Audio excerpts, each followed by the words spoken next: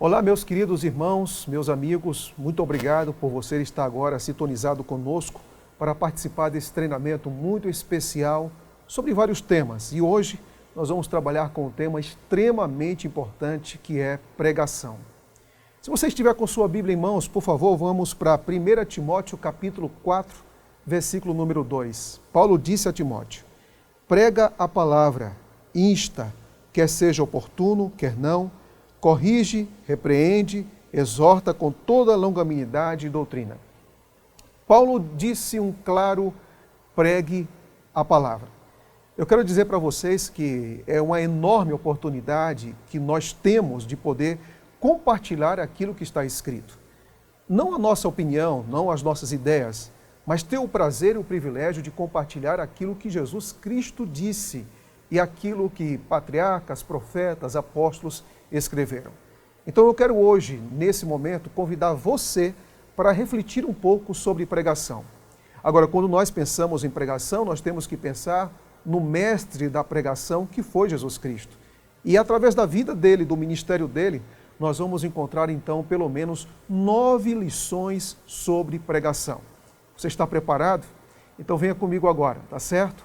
Em primeiro lugar, quando nós falamos de pregação e falamos de Cristo, como era que Jesus pregava e como era que ele alimentava as qualidades essenciais de uma boa pregação que serviu e serve de exemplo para todos nós.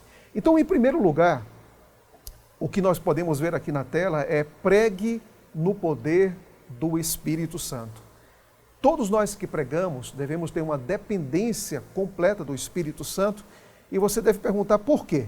Porque não existe pregação poderosa, não existe pregação bíblica sem que o Espírito Santo esteja guiando os pregadores. Nós vamos encontrar aqui que Jesus deu um claro testemunho de que o Espírito do Senhor o ungiu para evangelizar, de acordo com aquilo que nós encontramos em Lucas, no capítulo número 4. Nós podemos aqui encontrar no versículo 1, do capítulo 1 e versículo 18 de Lucas, diz o seguinte: o Espírito do Senhor está sobre mim, porque me ungiu para evangelizar os pobres, enviou-me para proclamar a libertação aos cativos e restauração da vista aos cegos, para pôr em liberdade os oprimidos. Eu quero dizer uma coisa para você: quando você conhece e tem uma experiência real com o Espírito Santo, esse que inspirou os autores da Bíblia, com certeza nós vamos ter muito mais autoridade e familiaridade com o texto e também sensibilidade para pregar e alcançar o coração das pessoas. Então, o primeiro exemplo que nós encontramos em Jesus Cristo era que ele era guiado, ungido pelo Espírito Santo para pregar. Em João capítulo 14, versículo número 16 e 17, diz: e eu pedirei ao Pai, e Ele lhes dará outro Consolador, a fim de que esteja com vocês para sempre. É o Espírito da verdade, que o mundo não pode receber, porque não o vê nem o conhece. Vocês o conhecem, porque Ele habita com vocês e estará em vocês. Percebam que a obra do Espírito Santo é nos conduzir a toda a verdade, é tornar o nosso templo, o nosso corpo, o templo dele, o templo do Espírito Santo, para que desse modo ele habite, ele dirija, ele direcione as nossas mentes, as necessidades das pessoas e, claro, ao texto bíblico.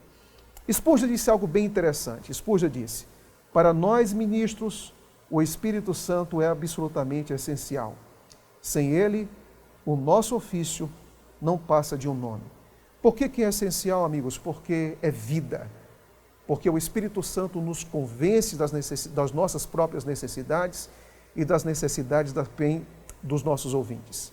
Agora, quando nós pensamos sobre a necessidade do Espírito e também no contexto da pregação, Ellen G. White tem um texto extremamente importante. Veja o que ela diz: a pregação da palavra não é de nenhuma utilidade sem o auxílio do Espírito Santo, pois esse Espírito é o único mestre eficaz da verdade divina. Então, em primeiro lugar, nós vamos aprender aqui que para pregar com autoridade, para pregar e alcançar corações, nós precisamos da presença do Espírito Santo. A segunda coisa: prepare e pregue o seu sermão em oração. É interessante que nós estamos tratando com qualquer coisa, com um tema secular. Não, nós estamos tratando com a palavra de Deus. E nós estamos nos dirigindo a seres humanos que precisam de força, paz, esperança e de alguma forma consiga encontrar na palavra de Deus aquilo que tanto necessitam. Para isso é necessário que o pregador, além de ter o Espírito Santo, que ele seja dependente do Espírito Santo quando ele ora. Então a oração é um elemento fundamental para todos aqueles que querem pregar. Quando se preparava para pregar nas sinagogas da Galiléia, Jesus se levantava de madrugada e se dirigia a um lugar solitário para orar. Se você estiver com sua Bíblia, me acompanhe no livro de Marcos, no capítulo número 1 e no versículo número 35. Veja o que o texto diz. Marcos 1, 35. Tendo se levantado alta madrugada, saiu, foi para um lugar deserto e ali orava. É interessante que o que Marcos descreve aqui é que logo depois Cristo então passa a pregar.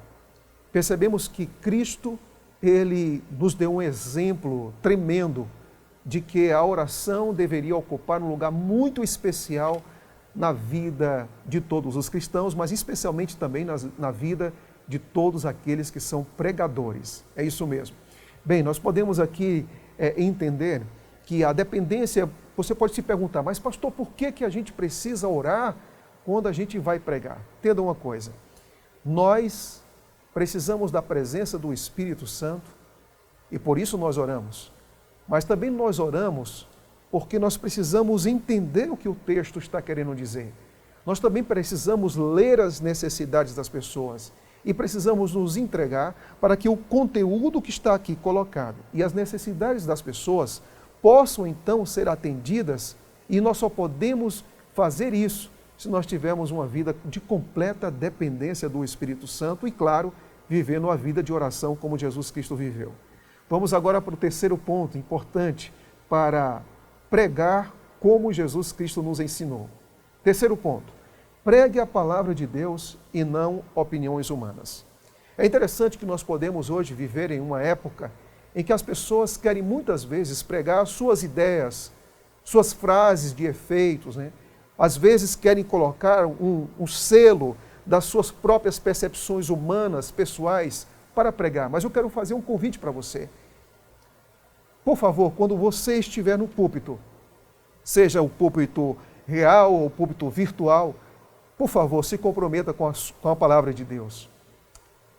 Lembre-se que Deus não se compromete com nossas palavras, mas somos nós que devemos nos comprometer com a palavra de Deus.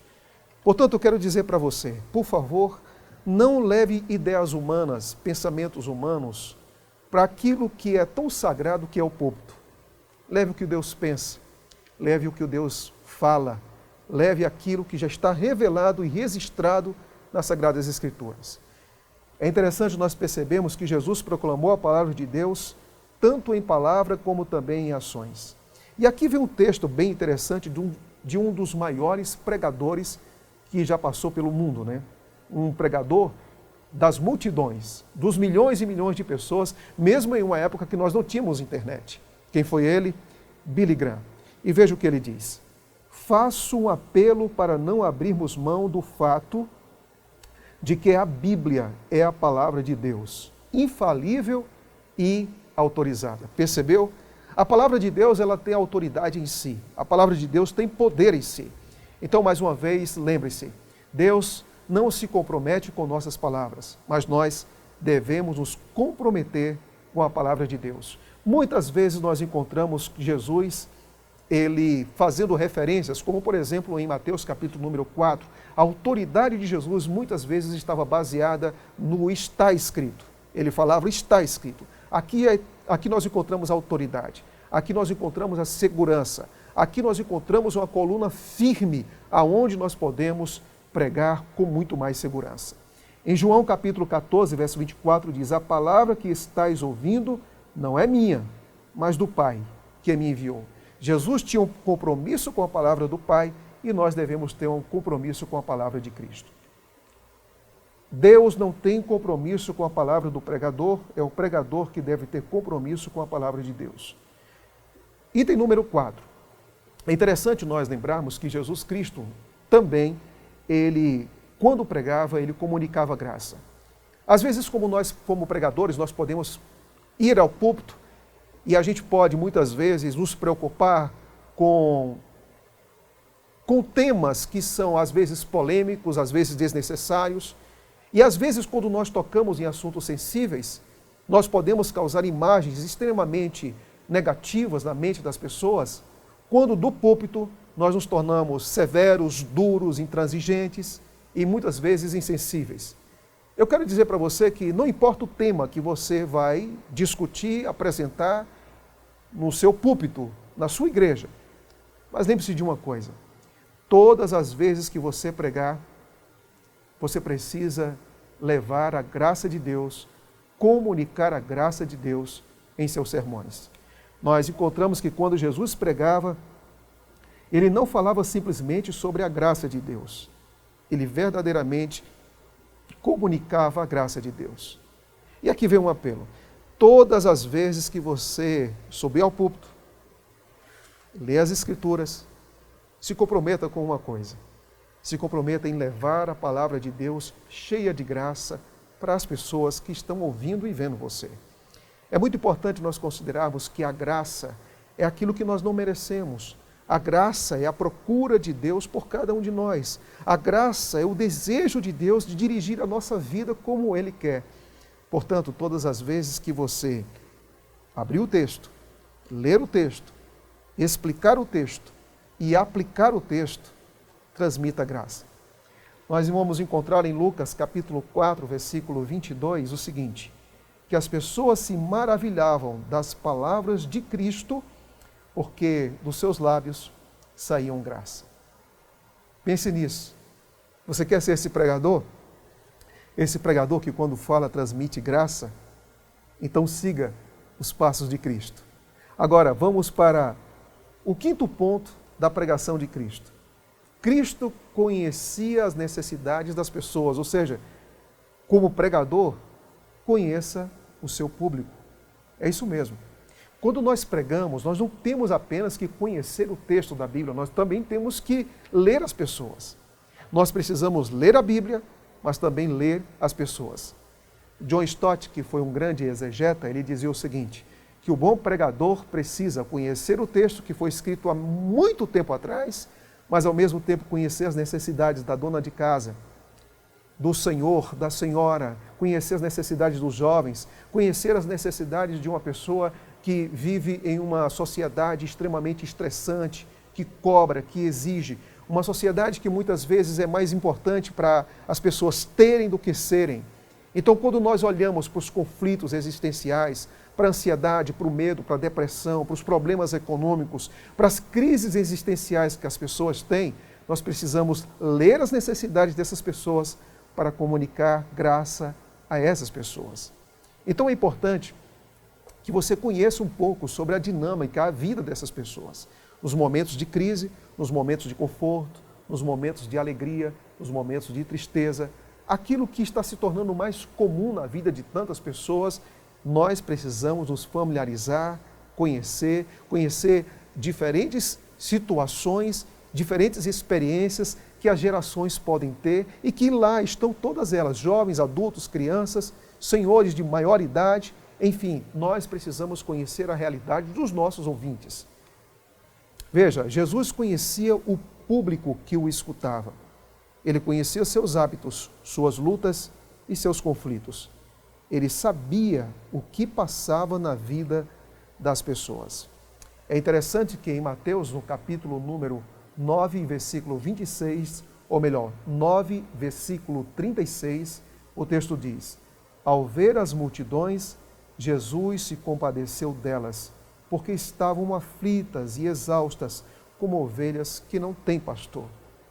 Você percebe nesse texto que Jesus se compadeceu, que Jesus se sensibilizou, que Jesus se interessou, se aproximou, foi extremamente sensível às necessidades das pessoas.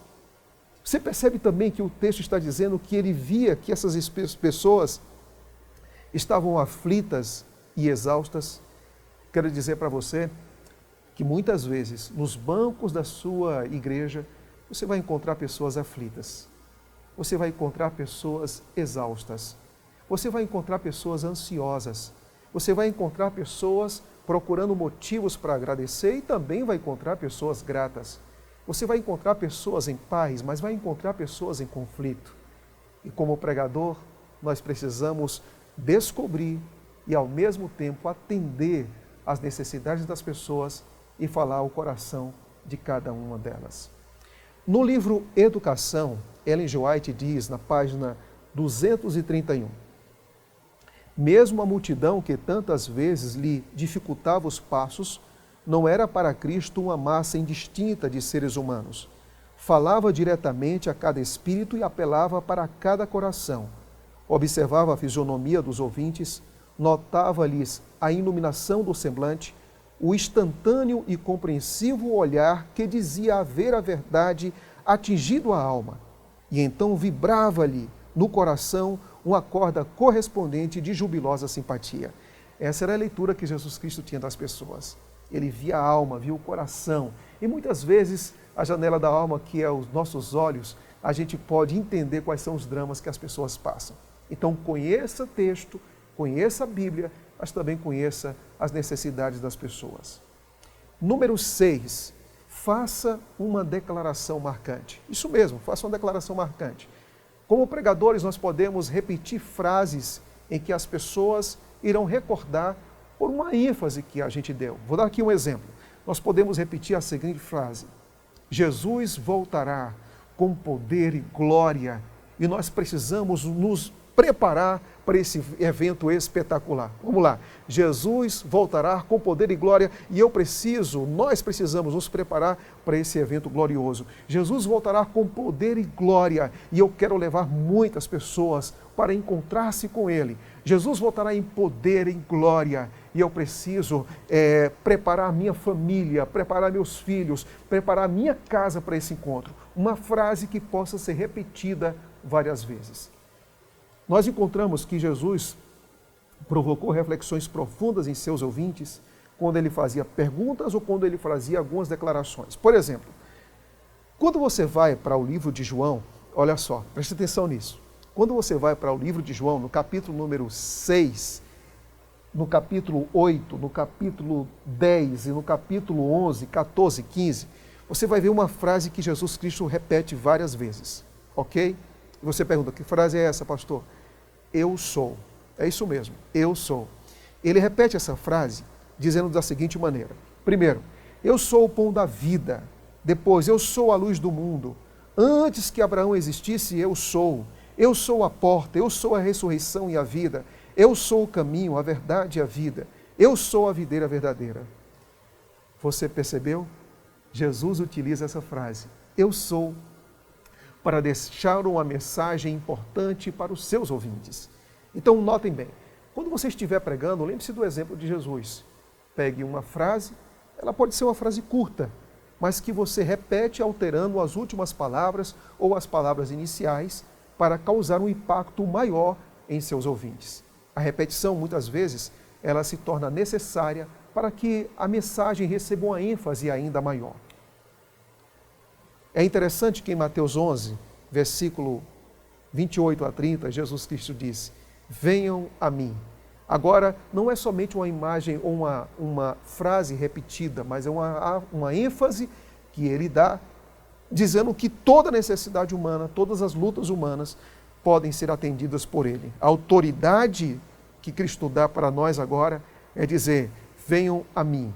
É em mim que vocês encontrarão paz. É em mim que vocês encontrarão esperança. É em mim que vocês encontrarão forças.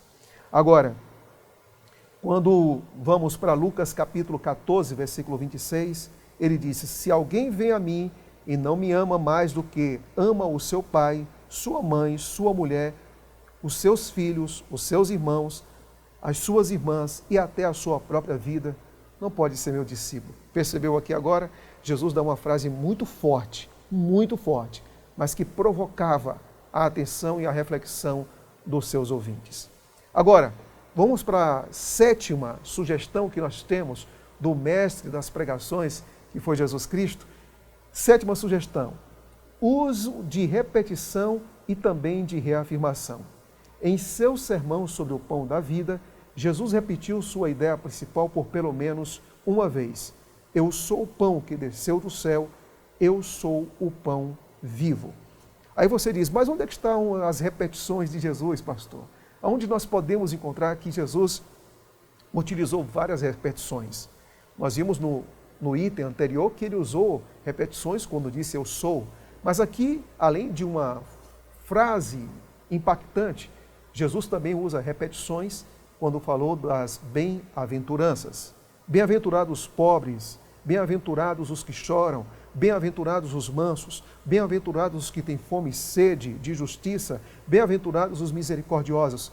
Percebeu? Jesus usou de repetição para que as pessoas entendessem o núcleo, o centro de sua mensagem.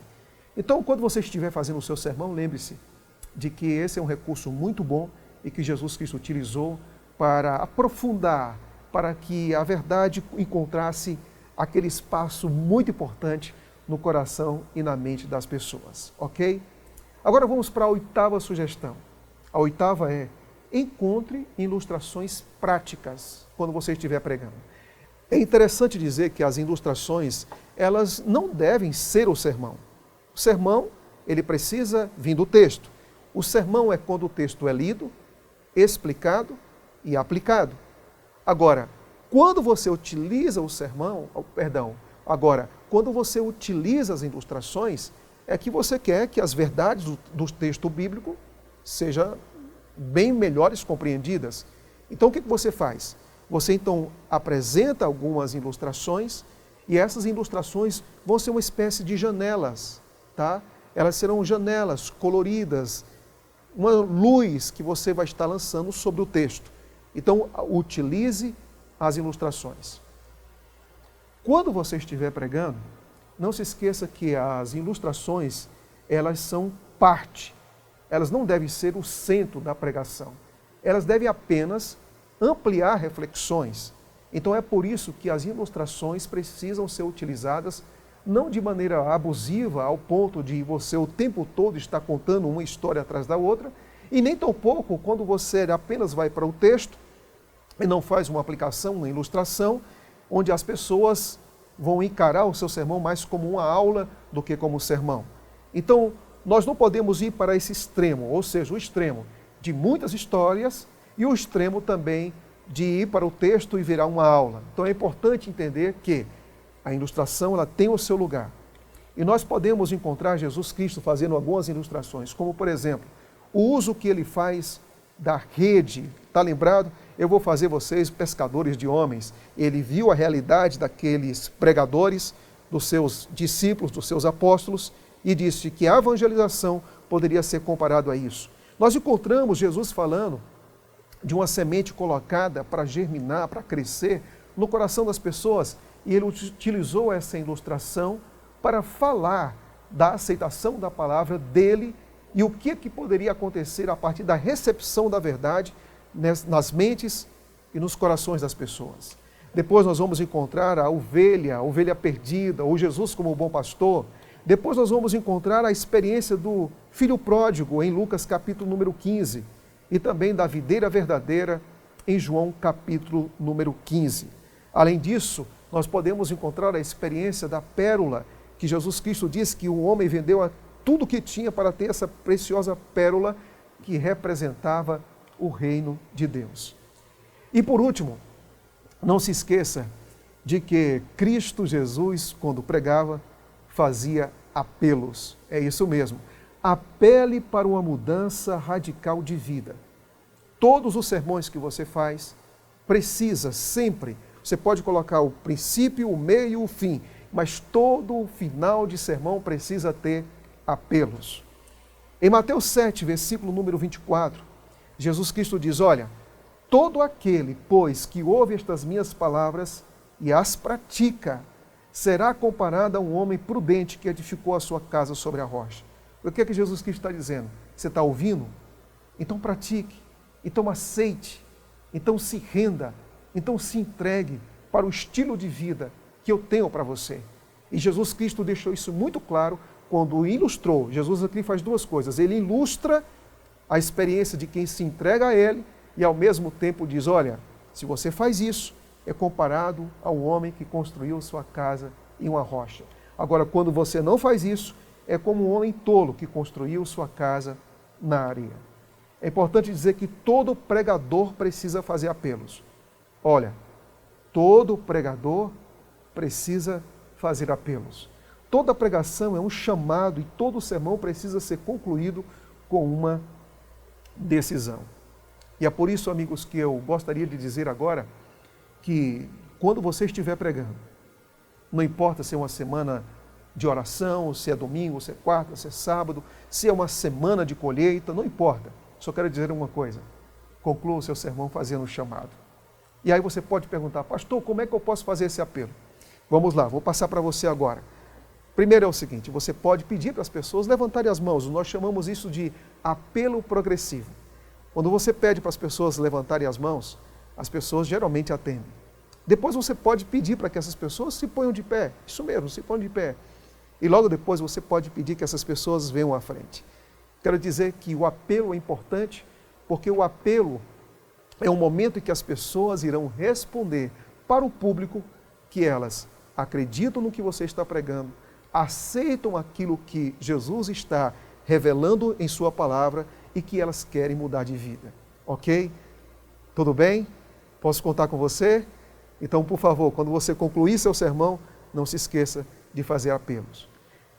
Essa experiência que nós estamos agora compartilhando com você sobre as 9 qualidades do ministério de Jesus Cristo em relação à pregação, você poderá encontrar isso lendo os evangelhos e é óbvio, você também pode encontrar outras características de Jesus como pregador.